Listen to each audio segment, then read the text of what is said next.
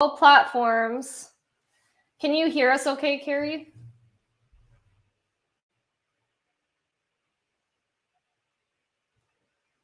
All right, perfect.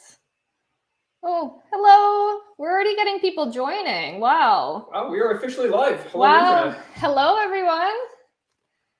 So we got TikTok up here right now.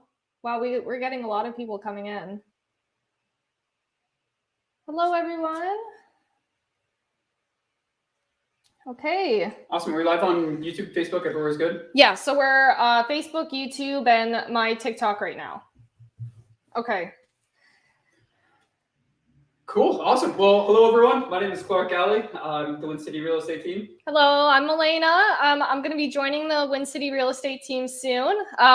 We're both real estate investors, so I specialize in multifamily properties. And then Clark, if you want to say what you do there. Investments and tiny homes is also another way they know me for. Yeah.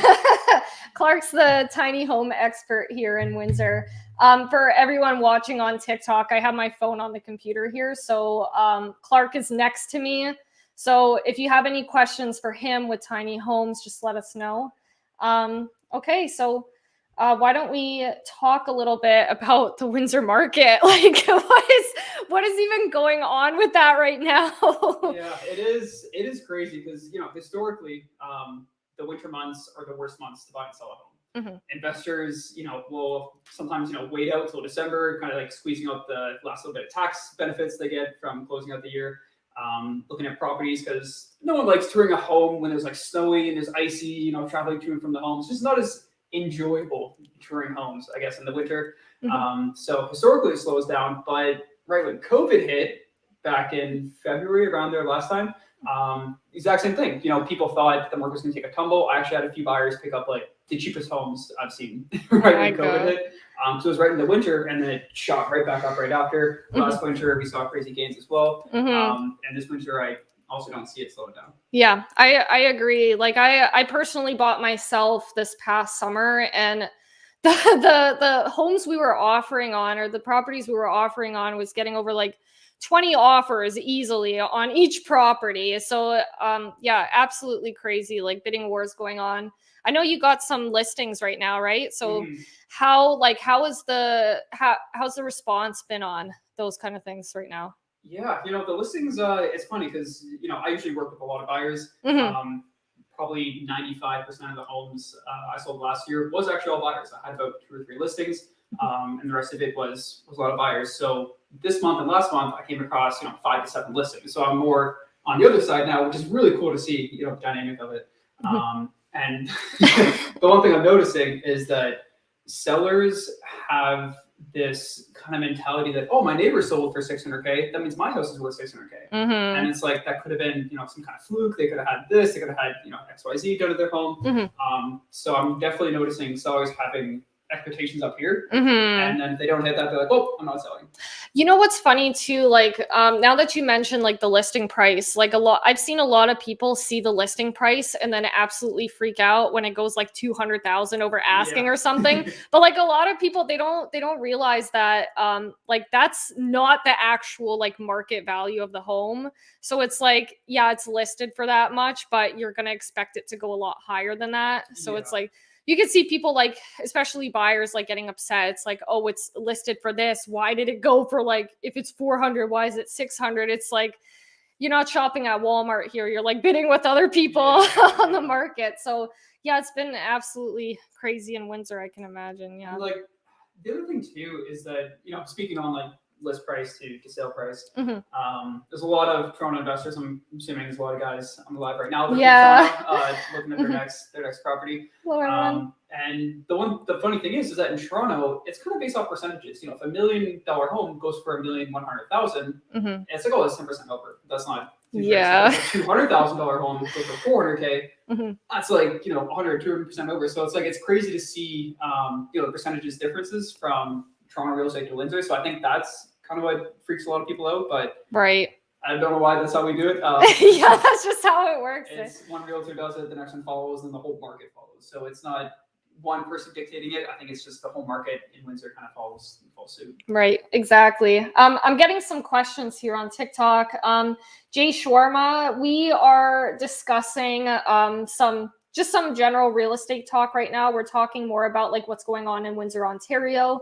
If you guys have any questions that you want us to answer about like the Canadian real estate market, or like Clark, I have Clark over here. He's like an expert in tiny homes and ADUs, and I'm building an ADU as well.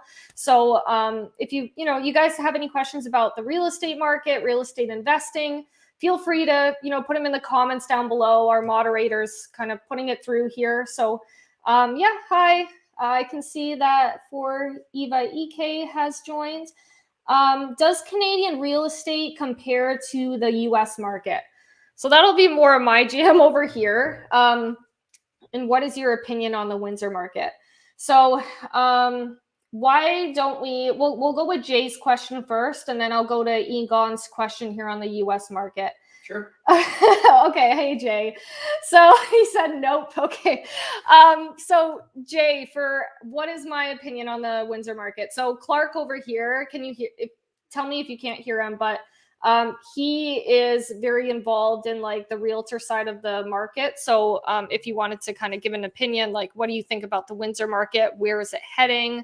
Like, how does it compare with the rest of Ontario? If you want to kind of share your thoughts on that. Yeah, no, I love to. The one thing don't think about the Windsor market. I think it's across the whole world really seeing this. I think COVID spiked this urge of people where, hey, I don't have to live in these $1 million, $2 million homes to go to work. I can work wherever I want to in the world and enjoy the scenery and the location.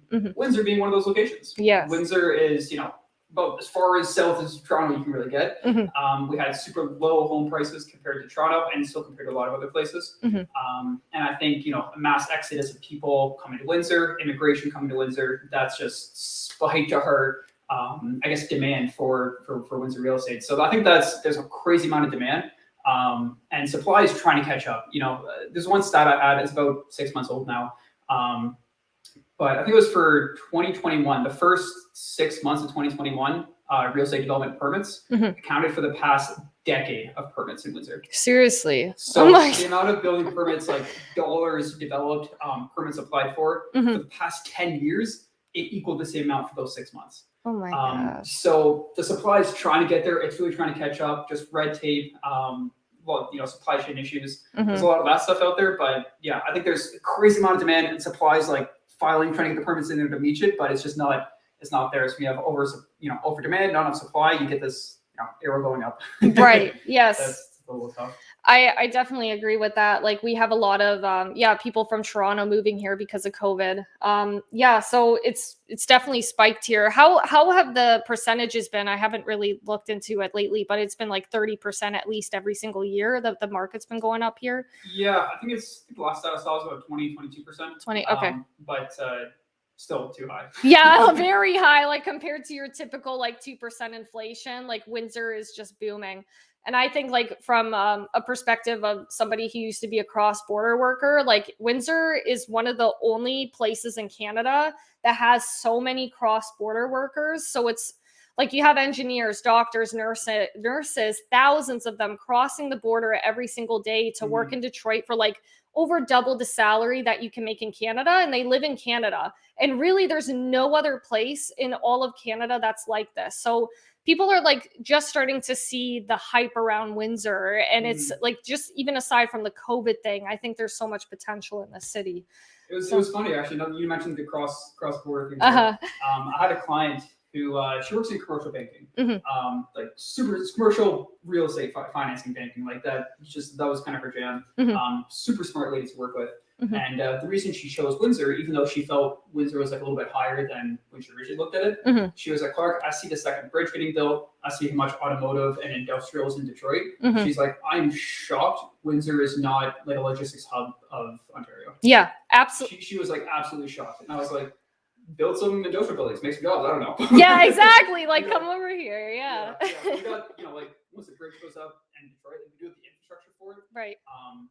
Windsor just needs to, I guess, again, kind of match what's there. Absolutely. I definitely agree. And let me see. All right, Jay liked that answer. I'm glad, Jay. So there was somebody else, Igons, that asked about the U.S. real estate market. So Canadian real estate compared to U.S. So like I worked cross border. We don't know too much about U.S. real estate. Like I'm looking at investing there myself within the next couple years. So I would say like, I mean, it's been going crazy everywhere. The market, prices obviously in the States, like it's much larger than Canada. We're talking like 10 times the size of Canada over there. And plus lots of different states with lots of different rules. So it's kind of hard to compare the markets there to like all of Canada, but overall it's all been going up. So and same with the interest rates. Like the interest rates in the States have been low, just like in Canada. Canada's interest rates have actually been lower than the US from what I've noticed. Cause I think they're like at 2 or 3% over there. And we've been going under 2% for mortgages over here. So it's like, I think I saw a client hit 1.79 interest rate. Yeah. Who's making money on this? Like, I got 1.74 for my last one. So like, yeah. So the one we're like literally sitting in right now. So yeah. Okay. You're welcome, Igons. Thank you for the question. Let's see what other questions. Actually planning to move to Windsor this week. Oh, yay. Jay Shorma. Very, very excited to have you here. Reach out to us. Say hi. That's a crazy good deal. Yes. Oh my God, it was 1.74%. It was absolutely insane. Yeah, I can't complain about that. Yeah, absolutely. Okay, let's see what questions we got from YouTube here. Is it mandatory to sign disclosure of representation and trading services form by consumers? What if they refuse to sign? Is that something you can help us out on, Clark? Yeah, I gotta read that question again. Sorry. Okay. Yeah, go ahead, sir. Is it mandatory to sign disclosure of representation and trading services form by consumers? What if they refuse to sign? So I'm going to assume by consumer you mean customer. Trading. So yes, I guess I'll kind of answer it the way I'm interpreting that. Okay. But anytime, I actually just did 2 off-market deals this month. So I was representing the buyer and providing customer service to the seller. Okay. So I explained that to both parties. To the seller, I was like, hey seller, you're representing yourself. You're representing yourself in this transaction. I'm providing customer service to you. There's a separate form for that. As a realtor, we have to disclose everything and make sure everyone's on page with who's representing whose best interest is in mind for what deal. So my buyer, their best interest was in mind, and I was representing them, the seller themselves. So I have customer service forms for the seller, and I have buyer representation forms for the buyer. Gotcha. So yeah, full disclosure, form signed every time. I hope that answers your question, Lamberdar. He's the expert here with all those forms. Okay, so Asmat Nabi, he asks, is it better to invest in Chatham or Windsor? So obviously it would depend what you're looking for, like what type of investment. Do you have any insight on this, Clark, from your perspective? Yeah, I'd say, in my opinion as well, somewhere like Windsor has seen record number of developments. I'm not too tapped into the Chatham market, but I do know there's also like big developments happening there. Yeah. They got the casino or something going, right? Yeah. They got the kind of expansion of the casino. There's actually someone I know that is doing a syndicate for a 50-unit apartment building in Chatham. Wow. So there's just a lot of cool developments, new subdivisions going up all the time. There's actually, funny enough, there's actually a Windsor developer I know that he kind of got priced out of land for Windsor. So he actually bought, like 5 acres out in Chatham or something to go through the land development out there. Seriously. Because he was like, well, it's close enough. I guess I can make it work. So I've seen kind of the trajectory of that happen. Okay. Yeah. Chatham definitely has its pros. Like we obviously specialize in Windsor over here, but I was actually personally looking at investing in Chatham. So I was looking at student rentals there. And my little brother went to school over there at the college. And so like I saw that there wasn't a good amount of good quality student rentals over there. There was like a huge shortage of them. So student rentals might be a good opportunity in Chatham from what I personally experienced looking for them a couple of years ago. Sorry, hang on. Let me just log in here. Okay, so we're still live. Yeah, so from what I've looked in Chatham a couple of years ago, there was like a huge need for student rentals. So that might be something to look into. I know students that would lease apartments over there because there was such a shortage. So yeah, if you're looking for that, Chatham is definitely the market, and Windsor has great opportunity for student rentals here as well. Yes. Again, it depends on like what you want to invest in. That's like a very loaded question. So I hope that kind of answers your question there, Asmat. Okay, let's see what other questions we got here. Lots of great places in Canada, but depends on your strategy. Absolutely, Jay. All right, let's see. There's mic static. Oh, I'm sorry. No, I'm using my my phone here. I need to get a new one. Can you guys hear me okay on TikTok there? Are you hearing me okay now? Is that a yup, like you can hear me, or yup, there's mic static? Still static. Okay, not at the moment. If you guys want to get like clearer audio, because we're using the Yeti here for Facebook and YouTube, go to Aditya's YouTube. Was better when you moved. It's still static. Okay. Okay. Well, nothing I could do right now. If you guys have any questions, put them in the chat. I hope you can still hear through the static. Okay, let's see. Another question. The seller fees agreement. Did we already? Okay, here we go. So it says here by Lamberdar, what is the seller's fee agreement? When and how to present it? Is the brokerage receiving the payment?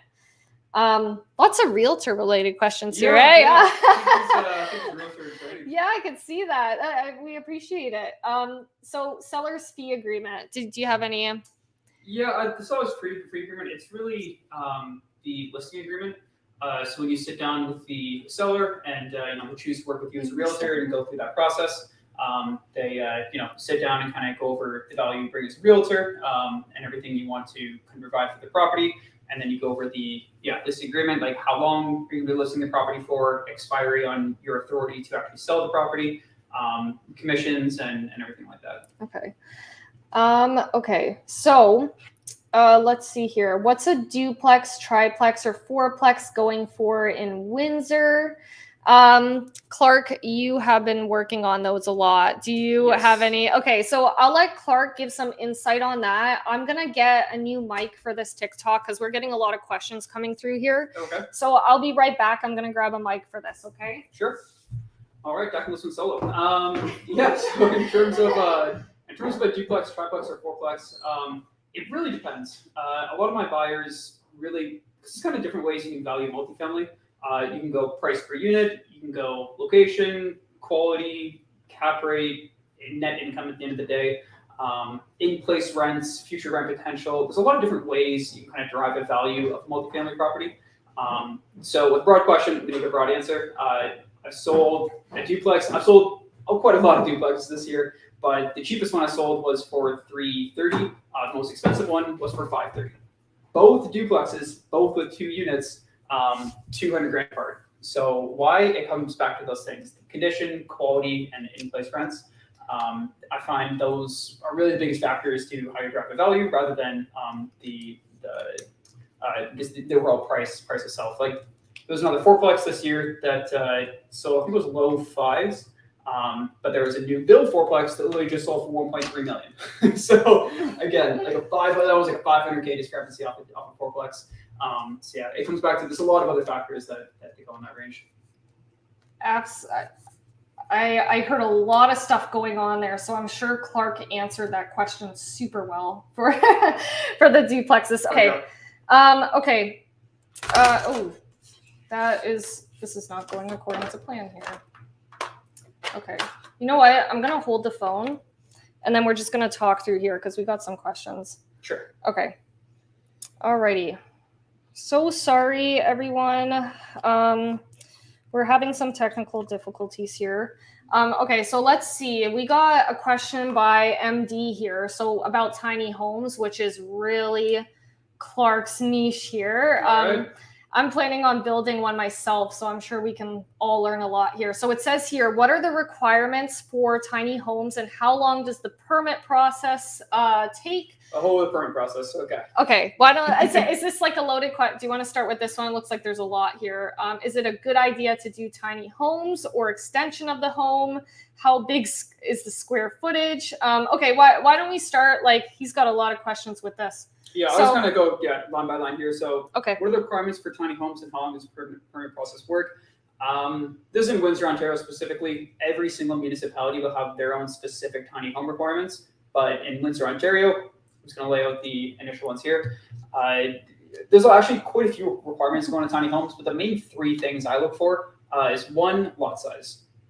So when you look at lot size for a tiny home, the current bylaw states that it has to be 10% of total lot coverage. So for easy math, if you have a 30 by 100 lot, your tiny home can only be 300 square feet. But Windsor has this bylaw where if it's under 300 square feet, then it automatically bumps up to 431. But if it's over 431 square feet, then it's a 10% lot. You have a 50-foot by 100 lot, then you have 500 square feet tiny home. So that's the major requirements I look for. There's other ones such as parking, where can you place a tiny home on the lot, but that's probably the biggest one that I look for is lot size. Permit process work, you get a lot of documents, basically building a brand new house. If you build a tiny house in your backyard, you're building a ground up construction home that someone's going to live in. Right. You have to have basically all those same documents. If you go build $1 million home or a tiny home in your backyard, I am getting the same documents for every single one I build. There you go. Okay, so we got a lot of questions from MD. We appreciate it. Okay, so it says making profit from a rental with current market price is almost impossible. Don't you think it's bad for investors?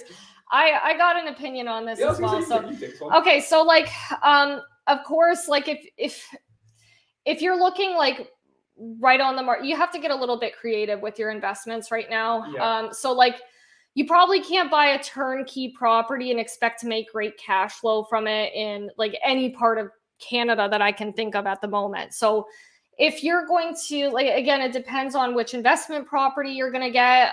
If you're going to get like in Windsor, for example, if you get a single family home, I would personally look for one where there's the potential to add a basement unit or a tiny home like Clark mentioned. Mm-hmm. So from there, you have the potential to add another unit.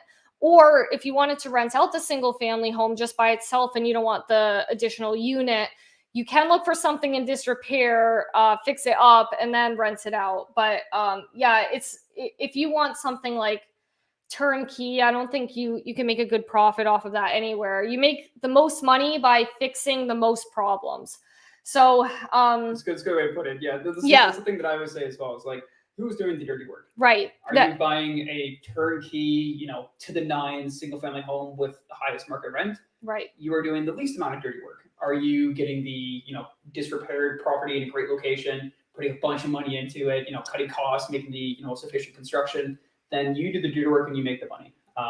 That's great way to put it. Okay, cool. And then, so for MD, he asked most important question. So for this one, what are you investing in right now? Give me some examples. So I can go ahead with this one. So right now I own like a smaller multifamily. So I got a 6-unit building. I do like the multifamilies here in Windsor. And my most recent project, I got a single family home that I'm adding a basement unit in. And I'm also adding a tiny home in the back. So you can get great returns by adding 2 units to a single family home. So you can, in Windsor, there's the possibility to make like a single home into a triplex if you find the right property. But obviously it's, it's going to take a lot of work, a lot of dirty work, like you've mentioned.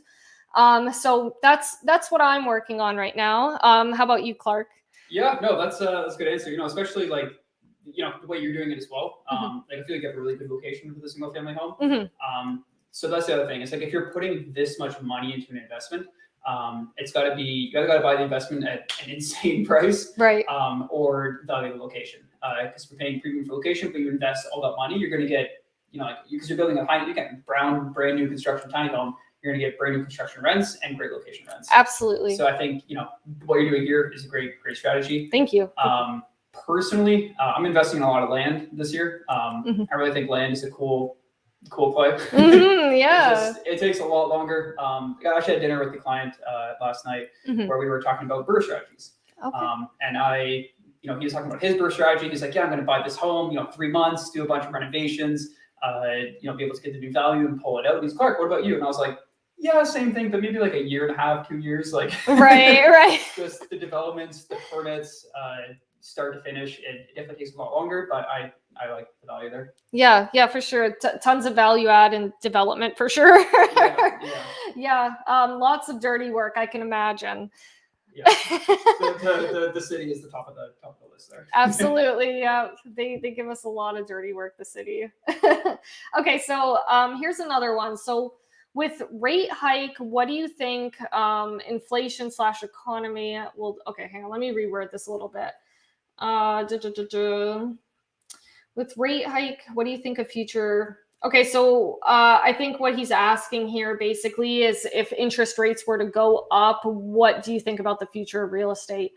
I have an opinion on this. So interest, there's obviously like the possibility that interest rates can go up, but we also have to keep in mind that supply is very low. Development isn't keeping up. We're getting 1 million new immigrants within the next 3 years coming into Canada, and a lot of them are going to be coming to Ontario. I want to say, like, Windsor specifically. Yes, Windsor specific. Everybody has their eye on Windsor coming out of country. So, rate hikes is one thing to consider. But also there's many other factors that come into play here. So that's why, like, I'm personally of the opinion that you shouldn't try to time the market just because of all of these factors. What matters is time in the market. Because even when I bought a couple of years ago, people were telling me I was crazy for buying like this building at this price, and now it's worth like 2.5 times the value, right? So like you never know what's going to happen with the market, and you shouldn't depend on what happens with the market. If you're looking for cash flow, run your numbers and then go from there. So that's my opinion on it. Do you have like any thoughts on that? Yeah, I definitely share that same opinion. Time in the market, just get in there, start doing it, because real estate's a long-term thing. It's not like the stock prices flicker up and down. It's like real estate. They originally made it 20, 25-year mortgages for a reason. You were going to buy it and hold it for 25 years. Like, right, exactly. Yeah. It's a much long-term kind of play. And now there's you can push into 30-year AMs. Yeah. So the one, I guess, kind of thought I have on that is the banks and everyone views like payments and mortgages and purchasing real estate on a month-by-month basis. Right. It's like, what is my monthly? So if you push out, if the interest rate goes up a bit, but you push it from a 25-year AM to a 30-year, then does payments actually go down in that case? Absolutely. No, you're absolutely right. I did that. I actually personally did that. It's a good thing you mentioned that. For my 6 unit, I actually pushed it to a 30-year, and this payments every month substantially went down, and we got a much higher cash flow from it. Exactly. So so that is definitely something to consider there. And like you said, there are workarounds, like if there were a rate hike, and even like in your calculations when you're considering your cash flow, you should do a little more conservative estimates that should account for that. But yeah, we obviously don't know what's going to happen with the market. It's like, I wish I did. Yeah, we'd be billionaires by now if we knew what would happen with the market, right? If you find out, let us know. But yeah, that's kind of like my opinion on the factors that could affect the market. Hang on a sec here. Okay, so let's see. We got more questions coming in. What are the top 3 problems that every multifamily student rental would end up facing, especially if the investor lives far from Windsor? That's a good question. So by Sri here, top 3 problems. Okay, well, from a long distance investing perspective, like, I guess like finding the right contractors would be, I wouldn't say it's a problem. I'd say it's something, you need to consider. I'd probably say the number one, obviously with investing in general, is tenants not paying rent. Yeah. Or tenants trashing your property. I've seen, actually one of the $6 that I was touring, it was a non-paying tenant. I showed up next week. It was me, 2 police officers, property manager, and his contractor. All 5 of us were there to help try and get this tenant out of the property. the owner was from California, but the owner had the right people in place. He had myself, the property manager, his contractor who worked with, kind of like paralegals and stuff in the past. So even though he was out of town, in my opinion, the number one concern of tenants not paying rent or trashing your property, he had a system in place for it. So I'd say, probably even better than a local person. Yeah, absolutely. So yeah, that's probably my number one is that, but you can always create solutions for anything. Right. What do you think another one would be? So like for me, okay, so I plan on investing long distance, like in the States myself. So when I think of problems that could happen when you're not there to see the property, I think of like the problems I would have to put on people that are there. Like if there's a problem with the property, even for the ones I own in Windsor, I don't go to them myself. Like I have the right connections and I call people to go there and fix it. So again, it's like putting the right systems in place to kind of prevent that from, becoming a huge problem to the point where you're going to have to actually be there in person to deal with it yourself. So like, for example, having like lock pads on the door where, anybody can access it. If you have the right number on there, can also help. Like if you have a common area. I do that for all my properties. It definitely helps a lot. Yes, I have that for my sixplex as well. So like if I ever need work done and quickly, I can call someone, give them the number, and they can come in. And there's even like locks that you can control from your phone. I have one on this property right now. Perfect for showings. Oh my God, yeah, it's great. It's so great and it's so easy to install. So yeah, like the right systems in place, you have the right people there. Property management, obviously a huge one if you want to invest long distance. Yeah, it's just like a lot of things. And if you're not here to see the property, like if you're talking about problems, if you were to buy it, finding the right realtor is absolutely important that knows the area well and that works with investors so they understand what you're looking for and look at the numbers. So yeah, again, having the right connections, having the right systems in place can save you a ton of headaches, whether you're investing long distance or at home. So, I hope that kind of answers it there. So, there's another question by Cyril Pinto. How would you compare rental income versus cash secured puts options? I know this is not a direct question related to property, but I'm asking in terms of return on capital. Okay, well, do you have any, I don't have experience in options myself, do you? I was going to say, I'm not the most stock savvy guy. Yeah, we're not very stock savvy here, unfortunately. So I invest in index funds, and that's basically the extent of my my stock experience there. But yeah, I'm not too sure about options. But what I like about rental income, if I can say anything on this, is you have more direct control over it. You can run your numbers. There's like a physical property there. So I would say that would probably be my answer to that question. Sorry, we can't give more info on options there. Okay, let me see. Can you move a bit closer to the mic, Clark? Sure. Okay. There we go. Okay, let's see. So, let's see another question here. Property management, I would assume. Sorry, let's see what we got on TikTok. Can you guys hear me okay on TikTok? I know we've been having some issues on the volume here. Maybe restart it. It's a bit fuzzy, a lot of background noise. Oh, okay. Let me try this mic one more time and then we'll see what goes on here because we are getting a bit of a response here. Those of you that don't know, Melina's also TikTok famous. So she's simultaneously live streaming TikTok while we're doing this Facebook Live. I know. This is kind of our first time doing like both of this together. So sorry if we're having, some technical difficulties. It's good. Okay, good. I'm glad. I am so glad. I just don't know where to put this phone. I'll hold it. Okay. Is there any questions from TikTok there? Okay, so do you guys have any questions on the Canadian real estate market or just real estate in general here? Let me see. You're so pretty. Thank you. Clark, someone called you pretty.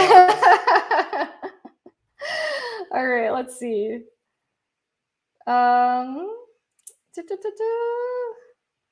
Perfect. Okay. Hello. It looks like Illy joined. Hi, welcome to the live stream here. Okay, so ever since I put the phone down, so yeah, sorry guys, like I'm working on getting a new phone here. I got this, like, I don't know if you know what a Huawei phone is. It's not that great. What side of Windsor did you buy rentals? By Crafty Mom 2021. Thank you for the question. So I bought in the Walkerville area, so that's, are you bilingual? I am, but okay. Well, let's answer this one first. Real estate, Melinda. Real estate. Real estate. Sorry, I got distracted. So I buy in the Walkerville area. So I have South Walkerville and then Walkerville closer to the river. So it's more like Central Windsor. How about you, Clark? Like, what do you got going on? I got one downtown Windsor, and the rest of it is actually over in Ford City. I have, some friends that really push me, like Clark, Ford City, really. But I just see tremendous growth there. I even think I missed it by a year. But just the amount of developments going in Ford City, the grants they're really pushing, the businesses there. Like, I was hanging out with some friends at the Ford City kind of BIA, business improvement area there, and they were saying that they have so many businesses reaching out to them saying, "Hey, can you find us commercial space on Drillard?" Ooh. So, and they're like, it's packed. Like, there's no more commercial space here. Like, they're waiting for developments to come up. Like, even my own place, they're like, "Clark, let us know. Like, we have people online." Oh my gosh. Like, there is businesses, that want to be in Drillard. So for me, I see that happening, people caring that much about a section of the city. So I really like it. Yeah, there's a lot of rough parts of town. You hang out there, there could be like motorcyclists like flying by on sidewalks, but it's a cool part of town, and I really like it. I agree about Ford City. I feel like people haven't seen the potential there yet. It used to be like a really rough part of town, but I've actually been like keeping up on the crime stats of like this area, like the local area in Ford City, and it's gone down substantially in Ford City. So, it's really starting to come up over there. So I would, I definitely recommend going there as well. Give Clark a follow. Okay, let's see. We got Home to Home Properties. Oh, that's a property management in Windsor, right? Yeah. Okay. Yeah. Hi. Nice for you to join us. So, what are your predictions on property prices continuing to increase or stagnate in the next 1 or 2 years? So, from what I've seen, the main reason why people think it's going to stagnate is because, we've been having this huge surge. And then again, like the interest rates, people are focusing on the interest rates. So we did kind of touch on this a bit earlier. So again, we're going to see huge population growth in Ontario. We think that Windsor has a lot of potential that hasn't been realized yet. We got the hospital being built here. We got the bridge being built here, a bunch of cross-border workers. And yeah, like, not enough development and 1 million people moving into Canada in the next 3 years. So, so for property prices continuing to increase, I personally think it's a possibility, but again, we can't, predict the market. If my heart is answering this, I'd love it to see stagnate or decrease a little bit. Yeah. I think it's just growing up in the city, it's absolutely insane. Yeah. But the whole year, actually, we've been hovering. I think the lowest month sale price is about $530, and the highest about $570. So we have been staying in this like mid-5 ranges the whole year. The past year and the year before that, we saw like crazy, price increases. But this whole year, in my opinion, it's been kind of about the same. So just based off this year alone data, I would say, yeah, it's kind of relatively stagnant at kind of mid-500 range. Right. But beyond that, yeah, we'll see what the Fed does to us. Yeah, we'll see. That's a good way to put it there. Okay, let's see. We got some questions from TikTok. Crafty Mom said again, hi, I'm from Windsor as well, and I know Drillard is up and coming, but how reliable, I'm guessing, you're trying to say, are your tenants here? So how reliable are your tenants on like in Ford City? Yeah, they've all been really good. I think that I have new development. Like, I'm not a slumlord by any stretch of the means. I probably own property too nice for Ford City. Yeah, I definitely, but I like my properties like the higher end. So I find I attract, higher tenants. That's myself. I've heard some other stories in Ford City as well. Yeah, I'm sure there's stories absolutely everywhere. Yeah, I've definitely heard some interesting things, even in the nicest parts of town, right? Even like, it doesn't matter where you invest. if you plan on managing a property yourself, make sure to screen your tenants appropriately and make sure, that they're appropriate for your rental unit. So I'm glad you didn't have any issues. I haven't had any issues with my tenants either. But again, good screening goes a long way, right? It does. And good property management, right? So make sure your property is nice or even nicer for the area, right? And it's funny, commenting on just if they're like business owners in Ford City. I don't know if they were doing it as a test or what she was doing. I forget the name of the store, but essentially she had like arts and crafts store. It's kind of like handmade stuff that she sold on kind of like a smaller commercial space in Windsor. And she has 2 chairs out front and this kind of like sign saying like welcome. Aww. And she was like, oh, like how long till it gets stolen? It's been there the whole year. No one's touched it. No one's moved a chair. No one's stolen anything. And she was like, oh, I'm on Druid. Like someone's going to, just for fun, someone's going to take this. Like, right. Exactly.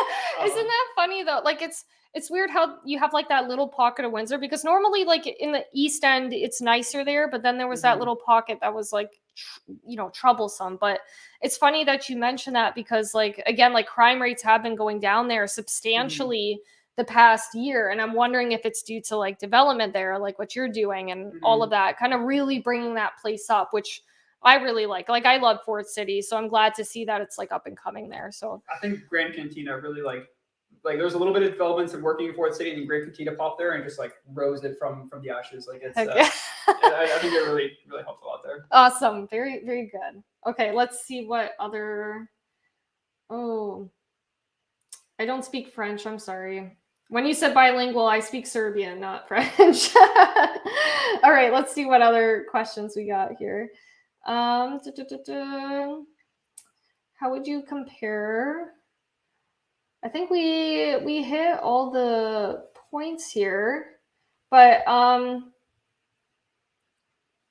okay, nice. Thanks, guys. P.S. I love the Grand Cantina. Okay, thank you, Crafty Mom. And no problem. Join us anytime. We're on Facebook and YouTube as well. We'll be having these lives every Thursday. So, hi, Peter Chin. Somebody else joined us. If you do love Grand Cantina, a little bit of insider scoop for the people on the live.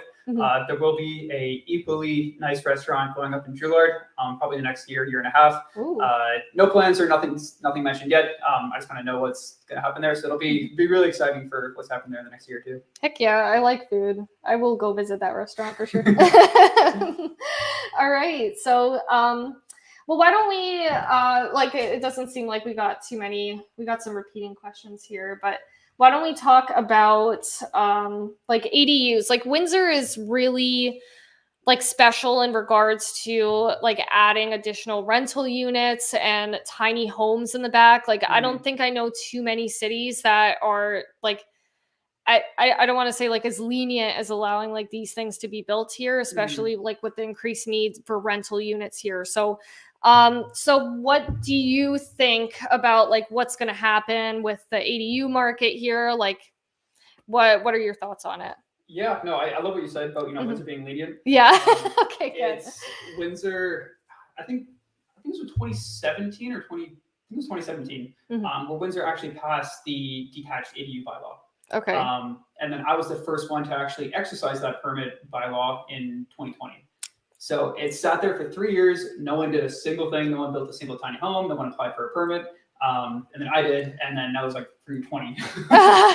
20 of them in the city. Oh my gosh. But it's funny because it was, I think it was Toronto, Vancouver, and Windsor. I don't even know if it was Toronto. It might have been just Vancouver and Windsor. Oh, yeah. We're the first in Canada to have detached ADU bylaws, which is crazy. So the fact Windsor was on that was just amazing.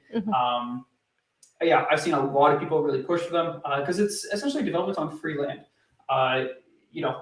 For my tiny home business, we actually build them for other people in the city. I'm building them for investors. I'm building them for people that want their grandma to actually move in the backyard. It's cheaper than paying, $4,000, $5,000 a month for a retirement home. If you can get a line of credit, a home equity line of credit, so you need to build a tiny home really. Yeah. Stick one in the back, get some old kind of care home help to the person in the back there. It's cheaper to do that. You build equity in your house. So whether it's for, personal living stances to build a tiny home or for investment, I think, there's demand a lot for that. Yeah, I think Windsor has like great potential. Like, it's just like one of the many reasons why Windsor has so much potential. Like, we are so unique in so many aspects, like that many other cities don't, we have so many things that all other cities in Canada don't have, like the ADU thing, the cross-border thing. Like, we're next to a huge city in the States. Like, it's just lots going on here. And I remember, like, I saw you on the news like last year. I'm pretty sure you're the reason why I decided to go for this as well. So cool. Yeah, I saw you on the news. You built that tiny home in the back there, like in 2020. Aditya showed me the article actually, and he's like, "Look at what this guy's doing." I'm like, "Holy crap, I need to do this too." So yeah, so definitely a good thing to go into. Lots of potential there. How much would you say it would take to like build a tiny home in the back, or like what's the kind of price range there? Yeah, it depends on how, there's a lot of factors actually. But, yeah, I'm sure. The two main factors I'd say if you're building a tiny home is one, sewer and sanitary connections and hydro connections. Okay. So is electrical underground, is it overground, is the sewer and sanitary at the back of the property you can easily tie in, is there an addition where you gotta go? Like one of the tiny homes we built, the sewer main was inside the house here, but then they built an addition in the back. So we actually had to drill through the addition, like through the front of the addition, through the back of the addition, get to the sewer main just to pull, sewer and sanitary to the tiny home in the back. So that's more expensive than if they didn't do the addition. So I'd say those two main factors, and then level finishes you want to do as well. Okay. The one thing about the tiny home that's nice is that it's an in-law suite permit. So if you're building an in-law suite in your basement or a detached tiny home in the back, we apply for the same permit. So the permit fees are low. You don't tap into the sewer and city main, you tap into your existing house, so a little bit cheaper there. So with all that in mind, broad range, probably about 130 to 180. Okay. To actually build it, depending if you're doing it yourself or hiring a contractor, that varies as well. But I would say all in, you can expect to be around that. A lot cheaper than buying a house for sure in Windsor. Basically building like a tiny home in the back there with land you already own. That's really good. Yeah. Okay. Very, very good. Let's see what we got going on here. All right. Crafty Mom is asking, what's the name of your tiny home business? NC Capital. You can just Google Windsor Tiny Homes or Clark Alley Tiny Homes. I'm sure it'll come up. Yeah. But yeah, if you're in Windsor, drive by Hickory sometime. We've got two that are just about to be complete there. Yeah, happy to tour. Yeah. Yeah, Clark's doing really big things there, and you'll see him on the news too if you search up. It's NC Capital, right? Yes. NC Capital. Thank you for your questions, Crafty Mom. Okay, awesome. Now I got a French question in here. I'm sorry. Can you read French? No. I know. I was just telling you that. All right. Let's see. The other thing we could probably talk about with tiny homes, or even ADUs in general, is the resale value and refinance value. Okay. So the one thing I've noticed, I don't know why, but I built a great relationship with my appraiser, and all my tiny homes have been appraised pretty well. Basically, she looks at those and she's like, "Oh, 2 units, 2 homes. Let's go appraise against high-end duplexes." So I've been appraising those duplexes, sell for like 500-600K. Those high-end ones, I kind of match those, but it's tough because in South Windsor, where a lot of these ADUs do happen, the basement heights are there. There's just not that many comparables, and for some reason, the appraiser doesn't look at main floor plus basement ADUs as duplex comparables. They look at other kind of high-end homes that just have a finished basement. Gotcha. And you invest a lot of money to get the in-law suite, to get the kitchen, to get the fire suppression, to get the window sizes. Underpin basements sometimes you can make these things happen, and you don't get appraised at the value you put in there. So I hope that changes. That's one thing that I really hope switches with a basement ADUs. I've seen that a couple of my clients kind of get there, but I think more just have to sell. I think more just has to sell for it to see the true value of those things. Right. That would definitely be an issue if you want to refinance, for those of you that might be considering this. So another thing to add to that, I recently shadowed Savio. So he does the basement units a lot. Yeah. So he told us that that the property taxes don't go up as well because of that. So I guess that's a bonus to it not getting recognized. So a little bit there, but yeah, you're missing out on potentially tens of thousands, hundreds of thousands for appraisal, refinancing. So that kind of sucks. But yeah, I hope that changes soon. And the property taxes don't go up because of that. Hopefully the banks recognize it before the government does. Only to find loopholes. That's right. There's always some loopholes there, right? So, okay, let's see what else we got. NC Capital for tiny home. Perfect. All right. Okay, hello, Braun Bunch. We got some people joining here. Hello. You know what? I think I might turn this live on and off because we've had some issues with the audio. So let me get back to this. Okay, guys? Okay. So yeah, after your tour with Salvia, what was some, I guess, big items that you kind of learned after touring places with them there? Oh my gosh. So yeah, that property tax one was a huge thing because I'm building one, and I actually, like, when I put it into my calculator, I accounted for the property tax to be, you know, risen, but that's a good thing that that's not the case. Yeah. Let's see what else. I kind of knew a lot about it because I was doing it myself, but another thing I guess I can share with you guys is the ceiling height. So I believe he said it was 7 feet. That has to be the bare minimum. And then under the vents and under the beams, they'll allow for a slightly shorter height. So I believe he said it was 6'8" there, or 6'7". Don't quote me on it, but they'll allow for a slightly shorter height there. Another thing is that if the ceiling heights aren't tall enough, what you can do is underpinning, which is super expensive, like 40 to 50 grand normally. So if you buy a place like and you screw up and you didn't get the ceiling height right and you wanted to build that basement unit, it's going to be like another 40 to 50 grand. So if you do plan on doing this, make sure to check those ceiling heights, check the city requirements for that.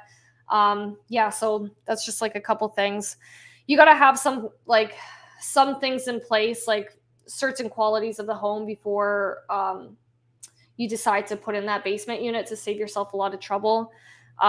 Another thing that helps is larger windows. Mm-hmm. But even if you don't have the larger windows, you can make egress windows by digging.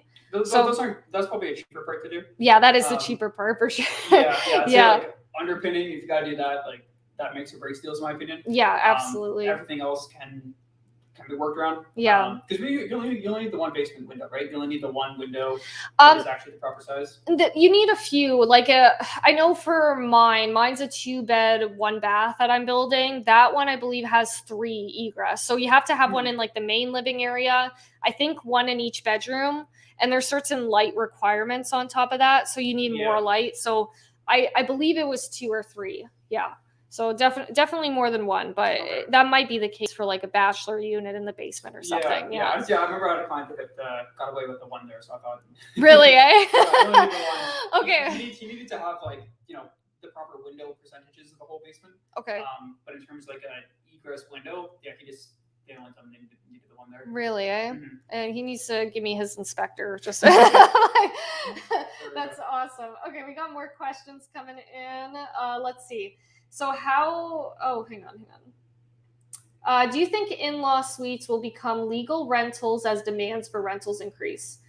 So when you say legal rentals, they are, they are like they are legal, like additional ADUs. But if you mean like existing in-law suites that weren't approved by the city, like if somebody just made an ADU without the city inspectors, I don't know, like they might tell you to tear that down. So I've come across that once, actually close one story I do remember, where land is 100% right. You can apply for legal ADU suite in the basement. That's what you're doing here. Right. In the city, have the inspectors come out, look at the designs, go through the step-by-step process to convert it to a legal secondary ADU you can rent out, and that's a city approval, it's a lawyer approval, it's everyone's approval. Absolutely. So those do exist in the city. It's probably like 1 in 50. Yeah. That's right. Yeah. But so the ones that aren't legal, I've toured a couple of them, and some of them are the exact same way. Like you could have told me it was a legal ADU, you could have told me it was non-conforming ADU, right? And I would have believed you. So I think as long as you meet a lot of today's standards, the rental demand will be there. But if you walk into a basement and I got to crouch, like I'm 6 foot, so if I got to crouch to do my dishes, I'm not renting that thing. Right. I know a lot of other people will probably treat the same way. Yeah. But at the exact same time, for the right price, everyone's going to do anything. The way prices are increasing, if you have a illegal AAU but you're willing to rent it for $850 a month, there's going to be someone out there that'll like that. So I think the legal ones, I think there's going to be demand there to kind of associate the value to what it is, and the non-conforming ones just know they're going to sell it at a crazy discount. That's right. Yeah, absolutely. Yeah. I agree. I'd be fine with like the shorter ones. I'm only 5'3", so I'm a bit flexible with that, but for your 6 foot self. But yeah, everything you said, I definitely agree there. You're taking a risk too. If you don't, risk, so like, fire safety and all that. So if anything were to happen to the property, you could get in trouble big time. When you build a legal ADU, there is a lot of fire safety that gets taken into consideration there. So definitely something to consider. The one example my lawyer he likes using extreme examples. Right. The example he always gave to me is like, Clark, if you have a illegal, non-legal ADU suite, there's a fire and someone actually passes away in the fire, I will have to help you get out of jail. Is what he said. Not the most elegant way of putting it, but it gets the point across. Exactly. Yeah. So exactly, probably 49 out of 50 that would happen to people. Does that happen? No. People go their whole life, make a bunch of money. That never happens. 100%. It just depends how risky you are. Yeah, that's absolutely true. I know we had I know there were like a couple fires near the University of Windsor the past few years. Yeah. So that was for student rentals mostly. And there was one in particular that didn't follow the legal requirements for smoke alarms. Nice. So like for an ADU, you need attached smoke alarms. You don't just need smoke alarms. They have to be attached to one another, and you have to have, there's like that sensor for the furnace so the furnace automatically shuts off if it detects like smoke or anything. So there's like a lot of thought to go behind there. So just be careful if you come across one that's not legal and you plan on buying it, and if you it's funny. I have there's actually one property manager I was dealing with where she told me she doesn't even want to take on them as a client. Yeah. She's like, if it's a non-conforming ADU or one that's not the legal height, she's like, I'm not even going to take them on as a client. They can rent it themselves. They can have their own liability. I don't want to get looped into that issue if fire or something like that does happen. Right. So she's like, yeah, I could totally rent this, but hire, tell them to find someone else. That's smart. Yeah. So yeah. A couple property managers would be like, oh, me, I'll take that. I'll take that. Yeah. But, it's I think Windsor's way too lax for that. Even duplexes or triplexes, the amount of times, like I write in every single contract I have now, my client is purchasing a legal duplex, because there are so many single family duplexes that look like duplexes. They have 2 addresses, they have 2 hydrometers, they have 2 gas meters sometimes, but it's not a duplex. They never went to the city and got that approved. They just went to Home Depot, got an address, slapped it on the front door, and now it's like, oh, hey, 2 units. But if you don't go through the process, so a lot of city has it, a lot of Windsor has it. It can be tricky. I wonder if does Canada Post just kind of accept that? Like you just slap an address on there and everyone just goes along with it for a while. Yeah. Even for my tiny homes, I called up Canada Post. I was like, hey, we have a new address. So they're like, okay, cool, put it in our system. And that's it. That's all it takes, right? That's all it takes. That's all you have to do. That's so funny. So if somebody were to come across in a illegal duplex, that would be a minor variance, wouldn't it? If it were like separate entrances and you wanted to make it legal, you still have to go through the whole. It'd be like what you're doing here for the basement. Even if your basement was fully fleshed out as another unit, you would still have to go to the city and apply for the in-law suite, and then bring up to code if you don't want it to, or if you're like, no, I want to fight the code, then you go for the minor variance. It's okay. It's a cumbersome process. Yes. Cumbersome process. Yes. One clause can save a lot of money. Oh, that's true, isn't it? Yeah. But absolutely. Okay, let's see what we got here. Anybody? I hope that answered your question, home to home. Does anybody have any other questions they want us to answer here? I just logged off of TikTok here because we were having huge trouble with the audio. Thank you, Sahas, for the compliment there. Thank you, thank you. Okay, let's see what else we got here. Yeah, that was a quick hour. We're coming up to the final minutes here. I know, it flew by. Oh my goodness. Yes, very, very good.